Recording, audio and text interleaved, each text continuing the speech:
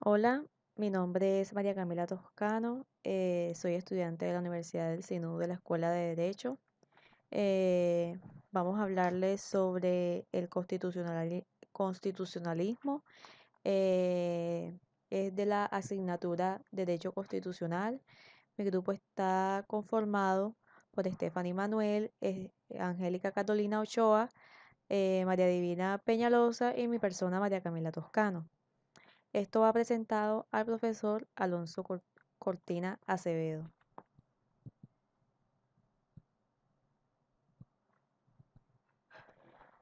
Eh, Empezamos con el nacimiento del constitucionalismo en 1688.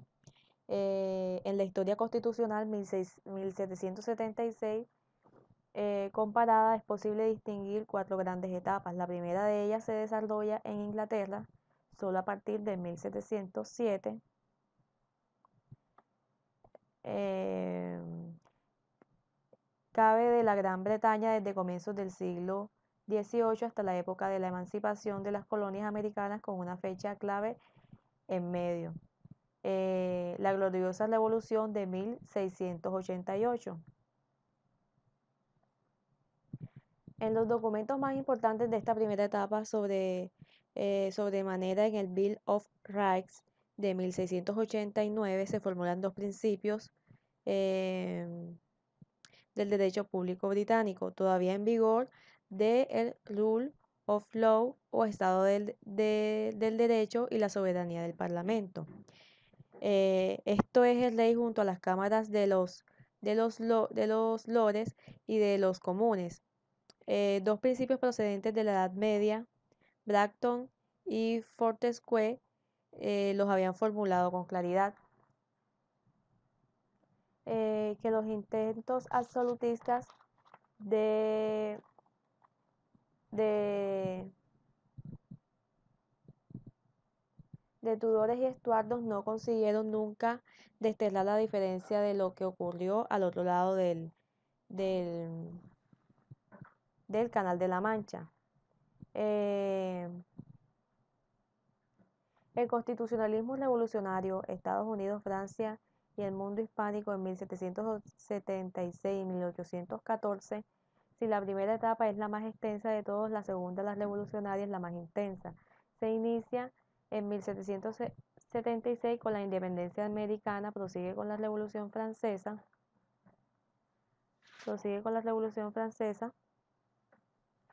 de 1789 y las tres fases de la Revolución Euroatlántica, de la que surgirá una pluralidad de naciones independientes y republicanas tanto en la América anglosajona como en la hispánica.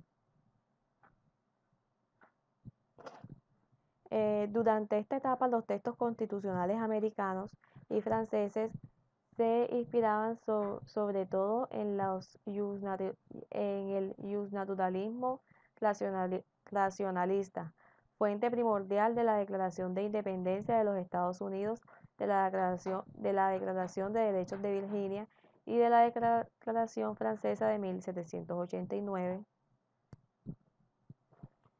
Con sus referencias al estado de naturaleza, al pacto social, a los derechos naturales e inalienables del hombre y a la soberanía del pueblo de la nación. El constitucionalismo del siglo XIX, el contraste entre Europa y América, 1814 y 1917. La tercera etapa, decimónica, eh, comienza en 1814 y termina en 1917 en plena guerra mundial. Durante ella se consolida y expande el Estado constitucional en Europa y América, aunque dentro del viejo continente esta expansión quedase detenida en su parte oriental bajo el yugo de los imperios rusos y otomano.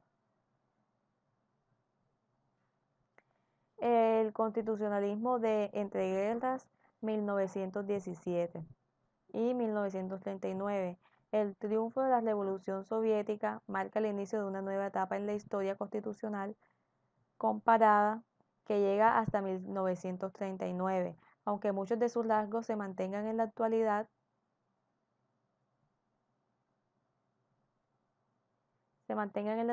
por ejemplo, en las vigentes constituciones italiana, alemana y española.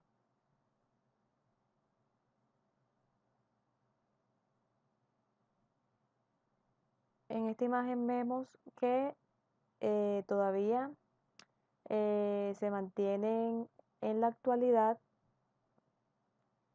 por ejemplo, en las vigentes constituciones italianas, alemana y española.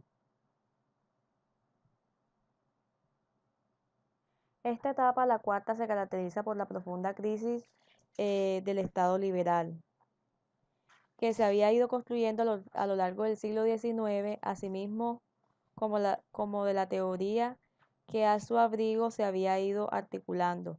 Esta crisis, fruto de diversas y complejas causas económicos, sociales y culturales, entre ellas la irrupción de un potente movimiento obrero, y venía anunciándose en las últimas décadas del siglo XIX, sobre todo en los países económicamente más industrializados como la Gran Bretaña, Alemania y Francia, pero estalló después de la Gran Guerra, espoleada por el triunfo de